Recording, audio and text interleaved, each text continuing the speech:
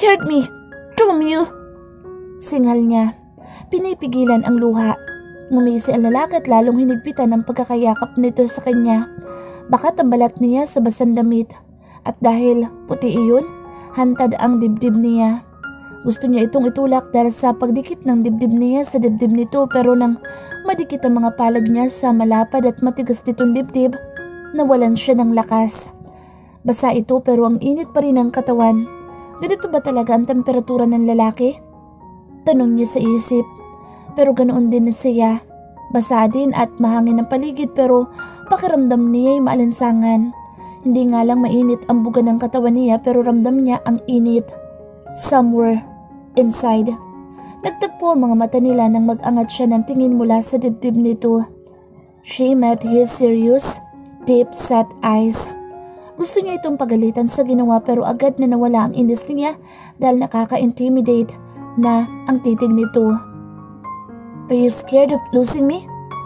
Tom, gusto yata nitong isatinig kung anong nararamdaman niya nang hindi na niya ito makita kanina.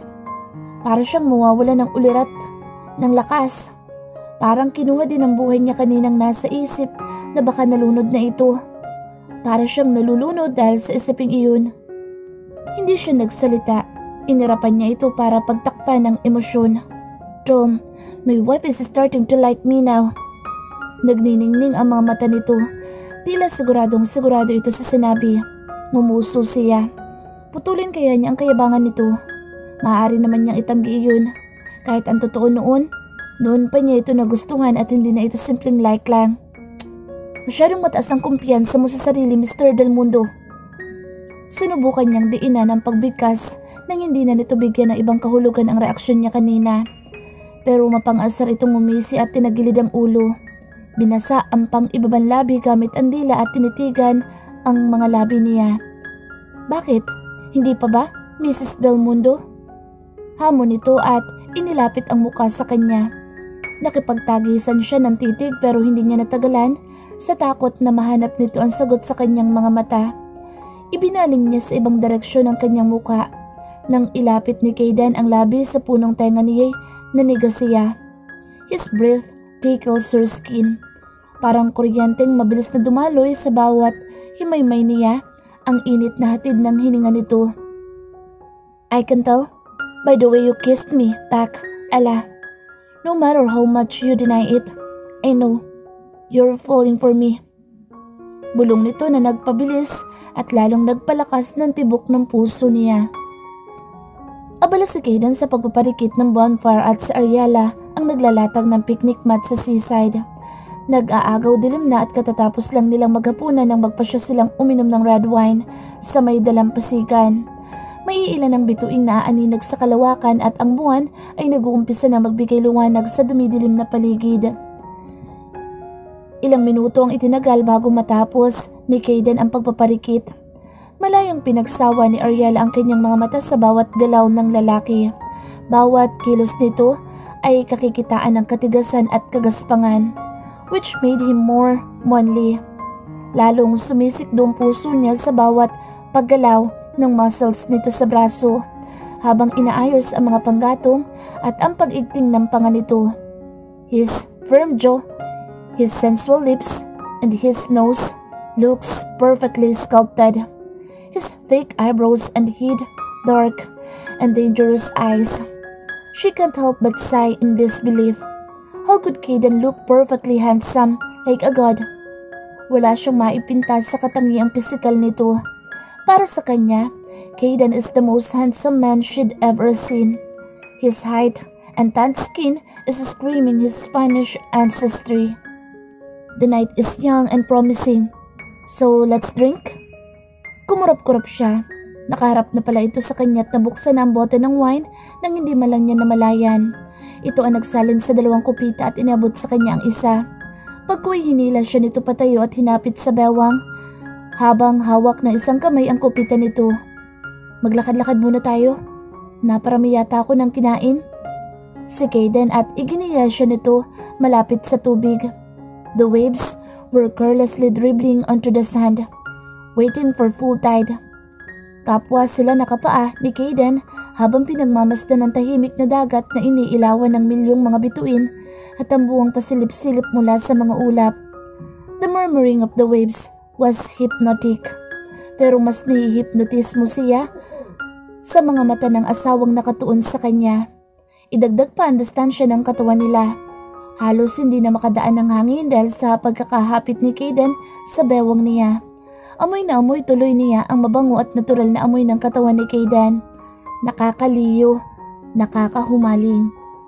Mas maganda pala ang gabi sa tabing dagat kapag kasama kita. Gusto niyang matawa. May kakornihan din pala itong itinatago sa katawan. Ilan ang babae ang sinasabihan mo ng ganyan? Tinaasan niya ito ng kilay. Ngumuso ito. Ikaw pa lang. His hand caressed her stomach. Ginapangan siya ng kiliti mula doon kaya't mariin niyang kinagat ang pang-ibabang labi. Lawyer? Pumalatak siya, pero ang totoo'y kinikilig siya sa sagot nito. Parang hindi babaero kung makasagot ka. Alam mo ba yun? Hindi, kasi ikaw lang naman ang babae ko. He smirked. Gamit ang malayang kamay, ginawaran niya ito ng pinungkurot sa bewang. Pero nang madama ng kanyang kamay ang matigas na katawan nito, ay nais na lamang niyang haplusin ito kaysa kurutin. Tom, pinag-iinitan siya ng muka. I'm not just your woman, Mr. Del Mundo. I'm your wife. Tumawa ito dahilan para lumundag ang puso niya. Bihira niya ito makitang ngumiti, lalo na ang tumawa kapag kaharap siya. Ang marinig itong tumawa ay parang musika sa pandinig niya. Oh, my wife, he said, smiling. At sa gulat niya ay bigla siya nitong dinampian ng halik sa labi. Pero sa huli ay nakitawa na siya dito. Ilang sandali pang ginugol nila sa paglalakad. Yakap pa rin siya ni Kayden at hindi man lang nito hinayaang makawala siya sa bisig nito. Nang maubos ang laman ng kanilang mga kupita, ay naglakad silang pabalik sa picnic mat. Nagtatanong ang mga matang tumitig siya kay Kayden nang kunin ito mula sa kanyang kupita at inilapag sa buhangin. Pero nasagot ang katanungan sa isip niya nang bigla siyang kabigin ni Kayden at si Eileen ng halik sa labi. Marahil dahil sa ininom, kaya mabilis na kumalat ang mainit na sensasyon sa kanyang katawan. Nangunyapit siya sa batok nito at uhaw na tinugon ang malalalim at mapusok na halik ni Kayden. You are damn right, Ella. You are my wife, not just any woman. So why can't we make love? Ariella couldn't fathom how Kayden drive her crazy with desire. Inangkin nitong kaloob-looban ng labi niya nang may pagmamadali at pananabik. His kisses sent her body on fire. Mabini ang hangin nanggagaling sa dagat at tanging ang ingay ng mga along tumatama sa mga malalaking tipak na bato ang naririnig. Kahit ilang beses siyang angkinin ni Kayden habang nakatanghod sa kanila ang milyong-milyong mga bituin sa langit at ang buwang nakakubli sa makakapal na ulap. She will not mind. This is where she want to give her first. This place is perfectly romantic. Nais niyang maging memorable ang unang pag-angkin sa kanya ng lalaking iniibig niya. Mama, ayos lang sa Ella, pati ang baby kaya wala kang dapat na ipag-alala.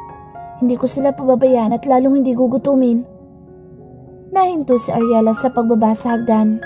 Pinagmasdan ng asawang tutok sa laptop. Kausap nito ang senyora sa Skype at hindi siya namalayang nagmamasid dahil suot nito ang headphone. Tulog pa si Ella. Pagod yun. Ma, kaya mamaya na ninyo kausapin. Muli itong natahimik. Tutok sa kausap. She's eating well, of course, ma. Pinapakain ko siya na mabuti. Alam ko namang kailangan niyang maging malusog dahil sa baby namin. Sukat sa narinig ay tila hinaplos ng mainit na kamay ang puso niya. Masuyo ang pagkakasabi ni Kayden ng huling dalawang salita. Baby namin. Tatawagan na lang namin kayo ulit mamaya, mama. Drink your medicines and please, sundin niyo ang payo ng doktor. Ngumiti si Ariella. Sa kabila ng pagiging seryoso ni Kayden ay taglay nito ang katangian ng isang mabuti, mapagmahal at maalalahaning anak. Hindi yun mahalata kung hindi mo ito nakakasama at nakikilala ng husto. Okay, regards po kay Papa. Bye, ma. Tuluyan na siyang pumanaog at lumapit sa asawa. Yumakap siya sa likod ng Mahubad nito ang suot na headphone. "Good morning, sweetheart," she whispered and kissed him on his temple. Inulo nito ang kamay niyang nakapulupod sa laag nito at humarap sa kanya. His lips landed on hers. Mainit at masuyo ang halik na iginawad nito. "That is how you must kiss your husband in the morning, sweetheart." Nakangising nito. "Good morning, my beautiful wife." Hinila siya paupo sa kandungan nito. "Wala nang mas maganda sa umaga tuwing nakikita kita." Hinaplos nito ang pisngi niya. "You are more beautiful in the morning." Anas nito at muli siyang dinampian ng halik sa labi. Mumuso siya. Hindi yata siya maniniwala sa pambobola ng asawa sa kanya. Hindi pa siya naligo. Nag-toothbrush lang siya, naghilamos at nagsuklay. Hindi pa siya nagpapalit ng damit. Ang malaking puting t-shirt ni Kayden ay suot pa din niya. Nag-init ang mukha niya nang maalalang ang lalaki ang nagsuot sa kanya ng damit dahil lata na ang katawan niya kagabi. O, madaling araw na pala. Matapos ang 2 beses na pag-angkin nito sa kanya sa tabing dagat, binuhat siya nito paakyat sa silid nila at magkasamang naligo. God, they even made love in the hot tub. At akala niya tapos na at wala nang lakas si Kayden na tulad niya, pero pagdating nila sa kama, he started kissing him again. And, "Why so red, sweetheart?" "Tom," she splashed.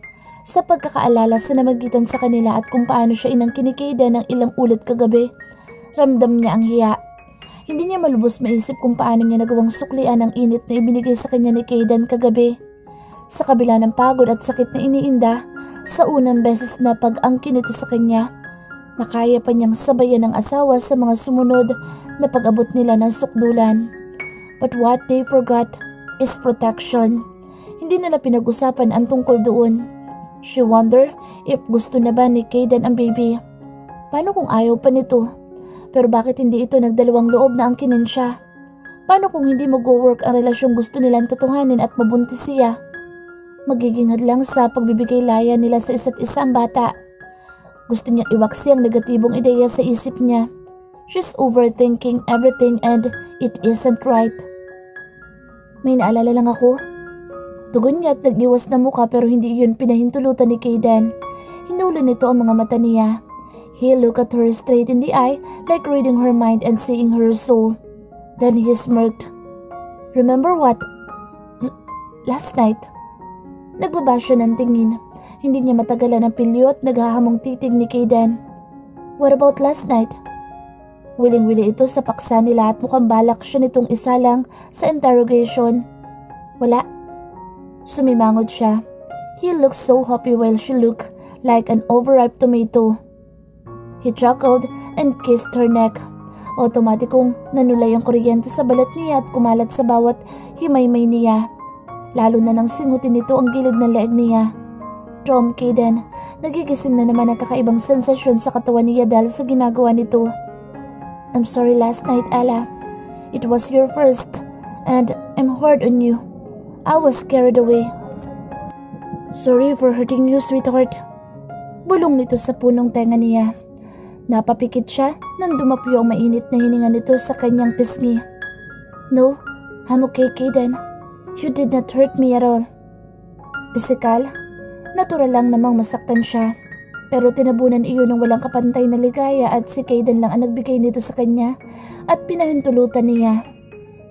"I did hurt you, Ella, without you knowing it. Pero napatunayan ko kung ano ka talaga, sweetheart. I'm too guilty and I hope you'll forgive me." Nalito siya sa sinabi nito. Hurt? Kung hindi pisikal at hindi iyong kagabi ang tinutukoy nito, ano? Ikinawit niya ang mga braso sa leeg nito at tinitigan sa mga mata ito. "Kung tingin mo'y nasaktan mo ako, wala kang dapat ipag-alala. I already forgive you, sweetheart." Lakas loob niyang dinampian ito ng halik sa labi. "Thank you, Ella." His eyes twinkles as he kissed her deeper. Nabigla itong tumigil na tila may biglang naalala. Gusto niyang umungot dahil sa pagkabitin ng labi niya. "I'm your first, Ariella. I'm the only man who... I did not do it with your brother o kahit na sinong lalaki, Kayden, if that's what you mean." Salo niya. "And yes, You're the first and only man who touched me. Yeah, I know, Ella. Pero naniwala ako sa maling akala. Pinangunahan at tinusgahan kita. I'm sorry. Sincero itong tumitig sa kanya bago bigkasin ang mga iyon. So, that was why he is saying sorry. Ilang beses na ba itong humingi ng sorry sa kanya tungkol doon at napatawad na niya ito. The first time he asked forgiveness. Niyakap siya nito na mahigpit. Ang isang kamay ay pumulupot sa bewang niya at ang isa ay sa dibdib. I like you so much, Ella, at hindi ko hayaang mawala ka pa sa akin. Ako lang may karapatan sa'yo. No one should dare take you away from me now. You are mine. Only mine. Those words sent her chills. The danger in his voice when he said those were evident. Parang may mga agaw sa kanya kung magsalita ito. Pero ang igting at kaseryosohan sa mukha nito ay nagpakaba sa kanya ng husto. The darkness in his eyes screaming possessiveness and danger. Sa huling linggo nila sa Italy, inilibot siya ni Kayden sa Roma, Milan at ilan pang magagandang lugar sa bansa. Walang pagsidlan ng saya ang puso niya. Nag-uumapaw iyon. Ang sayang nararamdaman niya dahil sa pagbabago ni Kayden. Sa ilang linggong nasa honeymoon sila, ang daming nagbago, lalo na sa relasyon nila. Hindi niya malubos maisip na magiging sweet, caring and protective si Kayden sa kanya. Pakiramdam niya sa cloud9 siya sa tuwing inaalagaan siya ng asawa. At asawa, nakasanayan na niya ang salitang iyon pagdating sa lalaki. Hindi na siya asiwa kapag pumapasok sa isip niya kung ano ba talaga sila ng lalaki. They were husband and wife, in others' eyes and in God's. There is no day he did not treated her like a queen, his only queen. It's requited love. Hindi man bigkasin ng asawa ang salitang pinakaasam niyang marinig, pinapadama naman ito iyon ng labis-labis. Pero kapag masaya ka, mabilis lumipas ang oras. Isang araw na lamang at babalik na sila sa Pilipinas. A penny for your thoughts, sweetheart? Kayden wrapped her waist from behind. Ngumiti siya nang halikan siya nito sa balikat. Ang bilis ng araw, no? Pauwi na tayo bukas. We can extend our honeymoon, sweetheart. Kung pumayag ka lang. Pwede pa naman tayong bumalik dito. Tambak na ang trabaho mo sa opisina, sweetheart. Ikaw din ang kawawa kapag magtatagal pa tayo dito. Hinaplos-saplos niya ang bisig nitong nakayakap sa kanyang bewang. Noong isang linggo pa siya kinukulot ni Kayden na mag-extend ng ilang linggo pero hindi na siya pumayag. Alam niyang tulad niya gusto pa nitong humaba ang bakasyon nila pero batid niyang kailangan na ito sa glamour. Pero bumuntong hininga ito. Fine, hindi na tayo mag-extend dito. Kahit naman nasa bahay tayo sisiguraduhin kung every night and every day. Gumapang ang mga labi nito sa kanyang balikat patungo sa kanyang leeg. We'll make love. Uminit ang pisngi niya dahil sa sinabi nitong make love. Lumundag din ang puso niya. Ito ang unang umaga na hindi niya nasilayan ang mukha ng asawa sa kanyang tabi pagising. Nasanay na siya simula noong nasa honeymoon sila na gigising sa mga bisig ni Kayden. But now, malamig na kama ang nagis na niya. Wala ang asawa sa tabi para titigan habang nakasiksik sa matigas at mainit nitong katawan. Kayden left for a business trip sa Singapore. Hating gabi itong tumungo sa airport at hindi na siya pinasama sa paghati dahil masama ang pakiramdam niya kagabi. This past few weeks, simula nang makabalik sila sa bansa, nagiging mahiluhin na siya. Sa mornings, nagigising siyang parang hinahalukay ang tiyan and she always ended in the toilet, vomiting. Ma'am, gising na ho ba kayo? Dalawang mahihinang katok sa pinto ang tuluyang humila sa kanya mula sa kama. Oo, Lisa, come in. Hindi na niya nilock ang pinto nang umalis ang asawa dahil nag-aalala ito at baka daw lumala ang karamdaman niya. Ibinilin siya nito kay Lisa para tingnan na talagaan ng gusto habang wala siya sa bahay. Napangiti siya. Kayden loves her. Hindi man ito binibigkas ito, ay pinaparamdam naman ito sa kanya. At sapat na iyon para maging kompleto ang araw-araw niyang ipinagkaloob ng Diyos. Ma'am, breakfast in bed po. Maluwalas ang mukhang pumasok si Lisa at nilapag ang hawak na tray sa side table. Bilin po ni Sir, ma'am. Dalhan ko kayo ng pagkain at baka mahilo na naman kayo kung babangon agad. Tila kinikilig na imporma ni Lisa. Masyado naman akong binibaby ng sir mo. Kaya ko naman bumaba sa hapag. Pero salamat sa pag-akyat ng agahan ko, Lisa. Mahal ka lang ni Sir Caden, ma'am. Kaya sobrang nag-aalala siya sa'yo. Sinserong wika ng dalagang kasambahay. Parang gumaan naman ang pakiramdam niya sa tinira nito. Totoong nag-aalala nga si Caden sa kanya. Nang maabutan siya nitong nakatulog at namumutla, nagpilit na itong pumunta sila sa klinik pero hindi siya pumayag. Ayaw niyang mag-alala ito ng husto at baka hindi matuloy ang pag-alis nito patungong Singapore. Nangako na lamang siya ditong pupunta siya sa ngayon sa klinik para magpakonsulta nang hindi na ito masyadong mag-alala. Nagpaalam na si Lisa para harapin ang mga trabaho na agad naman niyang tinanguan bago hinarap ang pagkain. Hindi malaman ni Ariela kung ano ang dapat sabihin niya nang i-anunsyo ng doktor na sumuri sa kanya na nagdadalang tao siya. Yes, she's 3 weeks pregnant. Si Rose na nasa tabi niya ay halos yugyugin siya sa galak sa balitang nalaman. Matapos siyang resetahan ng vitamins at bigyan ng ilang impormasyon tungkol sa pagbubuntis, ay lumabas na sila ng klinik. Binalot ng galak ang puso niya. Buntis siya. Caden is going to be a father soon. Ano kayang magiging reaksyon nito kapag nalaman nitong nakabuo sila? Magiging masaya din kaya itong katulad niya? Sabi na Bes, bibigay ka sa asawa mo. Paano na yung separated virgin na pinangako mo sa sarili mo bago ang honeymoon? Grabe 1 buwan lang naman kayo ni Caden sa Italy pero napuruhan na ang obaryo mo. Ngingisi-ngisi si Rose. I don't know, how would Caden react kapag nalaman niya? Rose.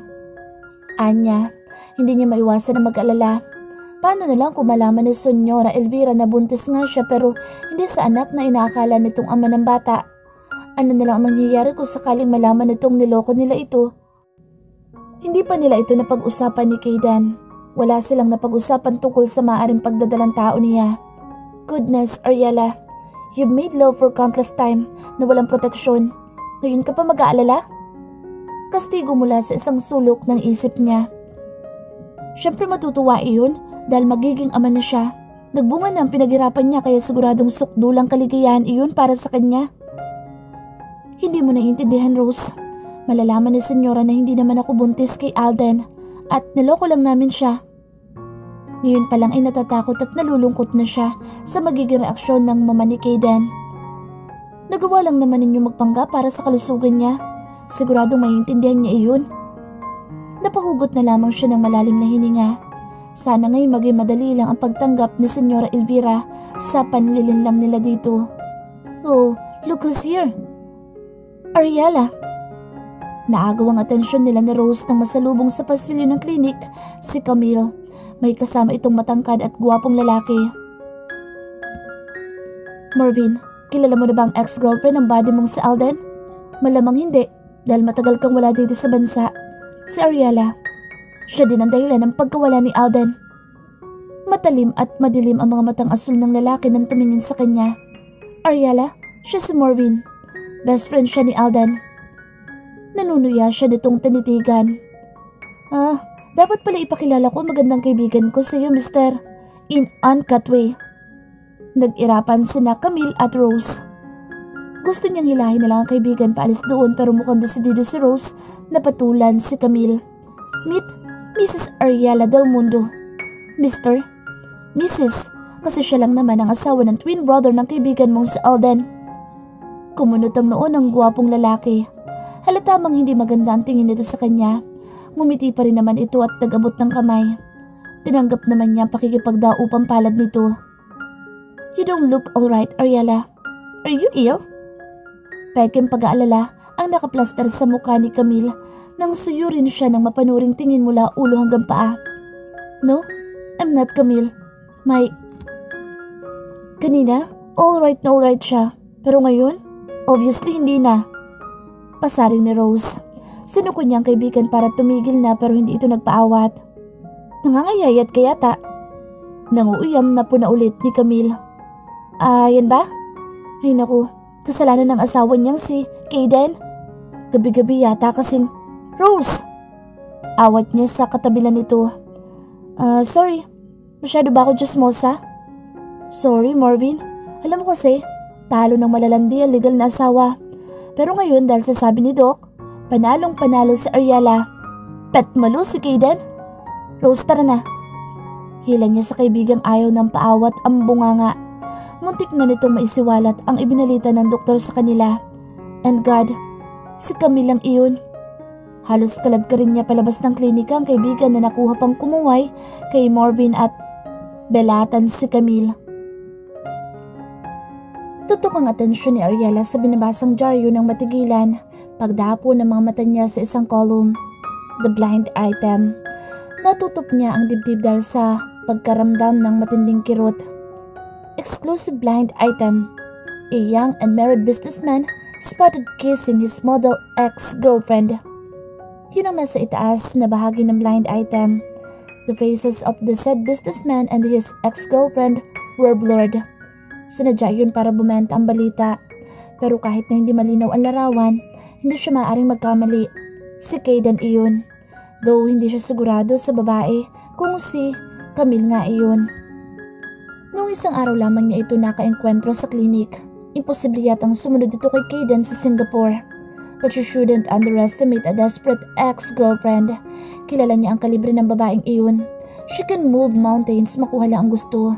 At noon pa may alam na niyang isa ang kanyang asawa sa gusto nito makuha. Hindi man binanggit ang kanyang pangalan sa ulat, ay batid niyang siya ang tinutukoy ng journalist na former model at asawa ng businessman na paksa ng blind item. Parang pinupunit ang puso niya sa mga eksenang sabay-sabay na lumitaw sa balintataw niya. Kaden kissing Camille. Kaden hugging Camille like the way he hugged her. Kaden panting and sweating. No, she wanted to scream pero naging bahaw ang tinig niya. Rumagasa ang mga luha sa kanyang mga mata. Nilamukos niya ang dyaryo at mabilis na pumanik sa silid. Hindi niya pinansin na nag-aalalang si Lisa nang tawagan siya nito para sa agahan. Isang malaking parte ng pagkatao niya ang gustong magalit at manumbat dahil sa sobrang selos pero nilabanan niya. Mariin siyang pumikit. Kailangan niyang huminahon. Hindi magandang basta na lang magpatangay sa selos. Ngunit ang 3 araw na business convention ni Kaden sa ibang bansa ay naging 1 linggo. Tumawag lang ito sa kanya at ipinaalam na hindi muna ito makakauwi dahil sa isang emergency call ng abuelo nitong nasa Madrid. Kailangan daw si Kaden sa kumpanya ng lolo doon. Pakiramdam ni Ella ay hindi lumilipas ang araw at dahil sa lungkot na nadarama niya at sa iniindang sakit ng puso niya, parang hindi na gumagalaw ang oras. Nagulat na lamang siya nang dumating ang mga magulang ni Kaden. Kahit paano'y naibsan ang pangungulila niya kay Kaden. Sa kalagayan niya ngayon, basta di ang kagustuhan niyang umuwi na ang asawa. Marahil dala ng kanyang pagbubuntis kaya ganoon na lamang ang pagkapungaw niya sa asawa. Do not be upset, Iha. Makakasama sa baby kung lagi mong iisipin si Kaden. Busy lang ang asawa mo. Si Papa naman kasi. Elvira, huwag mo nang isisi kay Papa. Alam mo namang may edad na siya at hindi na maaasahan si Daniel. Sabat ni Don Edmond. Alam ko, Ed, pero may mga responsibilidad dito ang anak mo at mas dapat niyang asikasuhin kaysa doon. Ayos lang naman po ako, Mama. Kaya ko naman po sarili ko kahit magtagal pa doon si Kaden. Saka maaasahan naman po si Lisa. Mabuti din po ang lagay ng baby ko kaya wala ko kayong dapat na ipag-alala. Sabat niya para hindi na pagtalunan na mag-asawa. Napabuntong hininga ang Donya. Baka abutin siya doon ng mahigit 1 buwan, Iha. Hindi yun ayos para sa akin. Dapat siya ang karamay mo ngayon sa ipinagbubuntis mo. Hindi nga nagkabula ang sinabi ng Donya. Ang 1 linggo ay nadagdagan pa ng 1 linggo. Bihira na rin makatawag si Kaden sa kanya. At kung tumawag man, nagmamadali pa ito. Pinilit niyang libangin ang sarili sa ibang bagay at huwag masyadong isipin ang malayong asawa.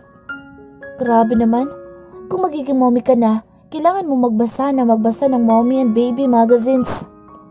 Si Rose na nakikibasa din ng mga magazine na binili nila noong nakaraang araw. Off nito sa trabaho ngayong araw kaya naman tambay ito sa bahay nila.